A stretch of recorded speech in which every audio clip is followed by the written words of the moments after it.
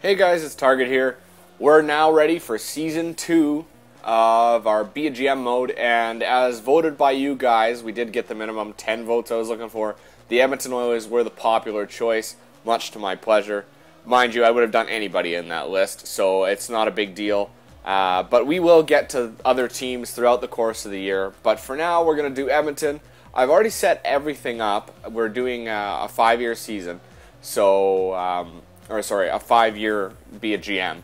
But I did do a couple things prior to this, and I wanted to show you guys what they were. Let me just quit here, and we'll go back in. Basically, I was kind of upset with the way the game, or the way EA hasn't really maintained any updates on players that are actually playing in the AHL, or even across seas with, accurate attributes. So, let me just go into my NHL 13 here. And I'm going to go into Creation Zone, and I'm going to Edit Player. And I'm going to show you what I did exactly. I just tweaked a couple players to make their attributes a little bit more exact to what they are on the Oilers anyway. Let's see here. Oilers. Okay, so actually, you know what? The one player I did do was now Yakupov. So I'm going to go to Yakupov, and he's with Sarnia in this game to start. There he is. So with Yakupov, I found in the game they had him rated really low. I believe he was a 65 or 66, something like that. I can't remember exactly. But basically what we did was we brought Yakupov up to a 72. We put his potential up to a high. It was on medium before. So his potential is up a little bit. His overall is up, I believe, 7.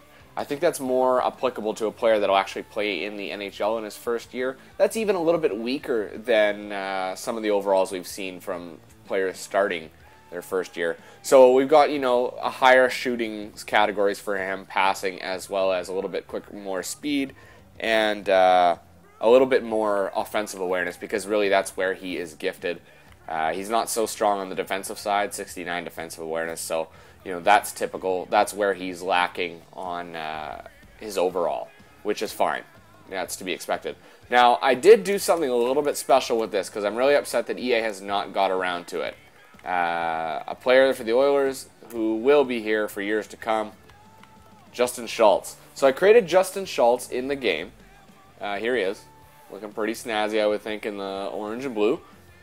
He's number 6 to start, but he won't be because Ryan Whitney is. I'll change him to 19 once we get in the game, because that's his actual number with the Oilers right now.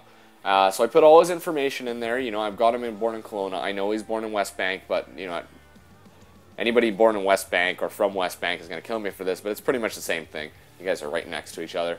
We got all that in there. I tried to get him as accurate to what he looked like as possible. I mean, EA really doesn't give you much in terms of customization, especially with the hair. Like, you've got, 6 options with the hair. It's kind of stupid. A couple of hairstyles that I'm pretty sure nobody ever uses. So that kind of made me laugh a bit. So that's that. I decked him out all in his gear. Reebok is the brand that he wears. As well as I made sure to make that all his pads and what have you were accurate as well.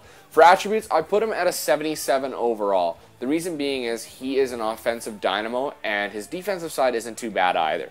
And the reason being is, with the offensive defenseman that Justin Schultz is, I think 77 is pretty good overall. I kind of modeled him after Jeff Petrie of the Oilers, as well as, Jake Gardiner. Just because they were similar players, they played on the same team, but I think that Justin Schultz is a little bit better in terms of his progression and in terms of his potential as well. So I put a lot of his categories quite high. I'm sure a lot of people think that I'm just kind of being a little bit biased, but I think that defensemen, especially a defenseman of his age, has that ability, especially the way he's been performing in the AHL. I think he's deserving of that rating of 77 overall, and that's somebody that I could actually play on the third-line defensive core. So I just wanted to show you guys those modifications that I actually made to the game, so you're not wondering where the hell they came from and why they're not in yours. So let's go back into our Be a GM, and let's start setting up the Oilers. Let's see where we want to go. And I know I kind of had a feeling where I wanted to be with this team, because I'm so familiar with them. We're a team that's not ready for the playoffs yet, just because of the game. Like, in real life, I think the Oilers are ready for the playoffs, but in the game, they're not. They really don't have those options available to them. So I'm actually going to go to GM options first, actually. We'll do roster moves. We'll do scouting and everything like that afterwards. We'll get that all set up. We just want to see where we are. So for centers, let's sort. 1, 2, 3, and 4. We got 4 of them here. Okay. And yeah, that's okay. So for left wingers, 1, 2, 3, and 4. And 5 and 6. Oh, it's 7. Holy, 7? Did I count that right? 1, 2, 3, 4, 5, 6, 7 left wingers and 2 right wingers. That's the problem. We got 2 right wingers. So what we are going to be doing is we're bringing up Yakupov. Yakupov will... Oh, I got to send somebody down. That's fine. Let's send Hordachuk down. Okay, we'll send Hordachuk down. We're going to bring up Yakupov. Let's see here. Leonard Petrell. They've got him as a minor checker. Hardekainen as a minor checker. We're going to bring up... we'll send Petrell down. We'll bring up PRV. That's what we want. That leaves us at 5. 1, 2, 3, 4, 5, 6. 6. And so we only need to get rid of 1 more. We need to send 1 more down. We'll send Hardekainen down, I guess. Send Hardekainen down. So we've got our 1, 2, 3, 4, 5. 1, 2, 3. So that adds up to your 8. Your 8 wingers. Okay. Defense. We got Ryan Whitney, Nick Schultz, Ladislav Schmid, Jeff Schultz, and Jeff Petrie. See, Jeff Petrie and Justin Schultz are the same overall. And that's kind of what I wanted to reach. Same with Theo Peckham. And, you can't argue that he's better than these players, right? So we got 1, 2, 3, 4, 5, and 6. So that means that Corey Potter is going down. And that means that Andy Sutton is going down as well. He's not supposed to be up here. Anyway. Let's see. Dubnyk and Habib Bulin. Yep. Yakupov. And they don't have Justin Schultz as a rookie because I put his draft year as 2008, but he is a rookie. So I mean, I don't necessarily like that. That's kind of weird. You can't do it without doing it because, like, if you go to Justin Schultz, you'll see he was drafted. It doesn't say drafted by. I chose his professional team as Anaheim, but his draft year was correct. He was actually drafted 43rd overall by the Anaheim Ducks. So I tried to put that in there best I could, but you couldn't do everything. So. That's the team there. Now we need to edit our lines. Let's go here. Okay, so yes, I do want these 3 on the top line. And I don't want Yakupov playing the 4th line. I really don't. So I'm going to put Yakupov on the 3rd line, give him a little bit extra experience, and we're going to switch him with PRV. There you go. That gives you a bit of an option on the 3rd line scoring. What's Brian Smith at? They got him as a 2nd line forward. Interesting. I really didn't expect him to be that. Hemsky. 2nd line forward. So that line I will not touch. I wanted to put Yakupov on the 2nd, but I think he can benefit more from being on the 3rd line of this team. He gets the defensive assistance from Horkoff and a little bit of the offensive assistance from PRV because PRV's a little bit better offensively maybe not, but just a better, more balanced player, that's for sure. And then Ben Eager is my grinder, a couple 2-way forwards to clean up the top 6. Or sorry, the 4th line. Jeez, top 6. I'm talking defense. Okay, let's take a look at defense now. One thing I definitely don't want is Justin Schultz playing on the 3rd line. He will get experience here because he is a top 6 defenseman, but I want to get him even more. Now, he's going to be a better defenseman than Theo Peckham, so I'm switching him with Theo Peckham. Ladislav Smid, they have as a top 6 as well, and he gets to be pretty good in this game, I think, so we're going to put him there. Nick Schultz, I think, is a top 4. Yeah, so we got 2 top 4s in Ryan Whitney and Nick Schultz, and Justin Schultz on the 2nd line. What number do they have him wearing? Let's see if they defaulted it tonight. They got him at 8, so we'll have to change that right quickly here.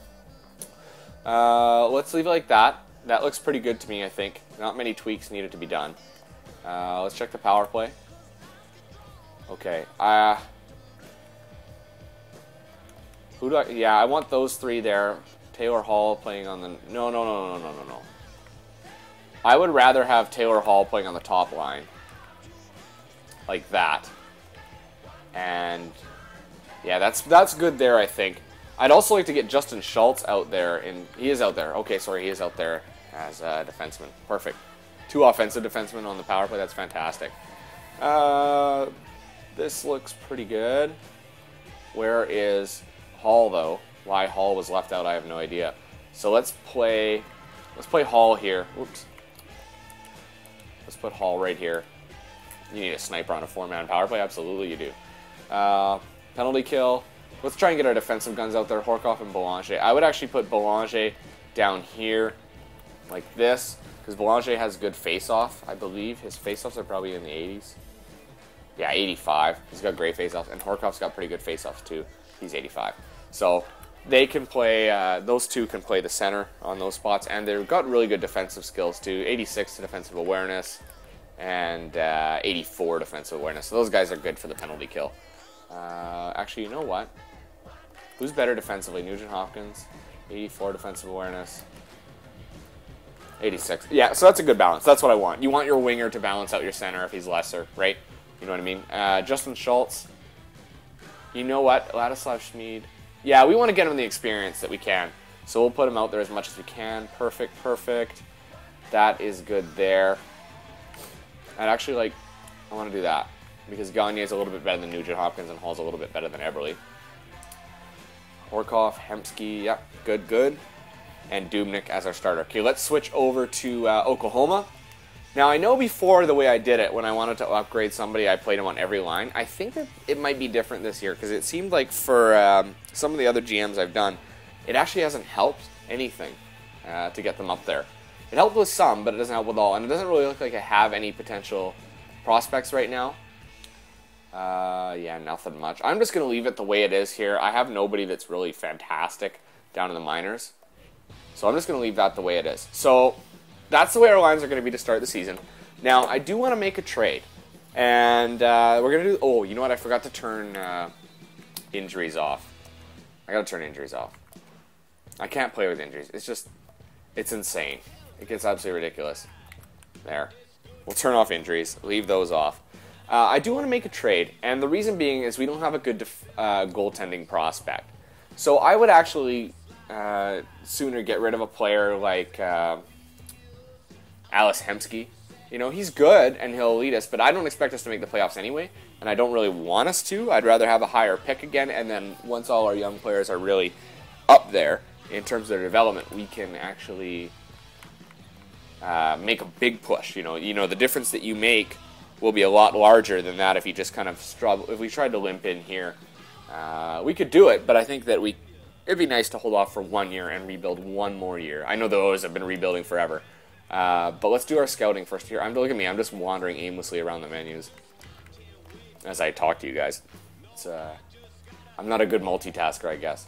Okay, so we know from the last one that the Q is where we're going to be scouting Nathan McKinnon. And then you got Hunter Shinkaruk and Curtis Lazar in the Western Hockey League. So let's do 6 weeks there. Let me do my GM tracker, make sure that all my points I can pay. Yeah, let's put our amateur scout up there. We'll upgrade you. Get him a little bit better so we can pick up those good prospects. And let's take a look at our GM options and see if we might be able to trade. Let's look for a goalie with... We're going to look for a goalie. Any goalie, it doesn't matter. With high potential range. Or like up there, and then low potential accuracy. Okay, let's search for that, and let's see what we can find in terms of a player with good value. What the heck? Oops. How the hell did I do that? I didn't save it, I guess. Hold on. Okay, and then low. There we go. It didn't save. Okay, so let's see what we find. Ugh. Look, okay, so here's the type of goaltender I'm looking for. John Gibson. I know we've had him before. We had him with Anaheim.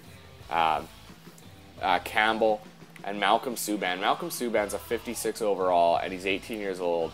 I think that Malcolm Subban could be a good pickup. We'll take a look at this when we come back for our second episode, okay, guys? We'll wrap it up here. We're getting a little bit close to the deadline.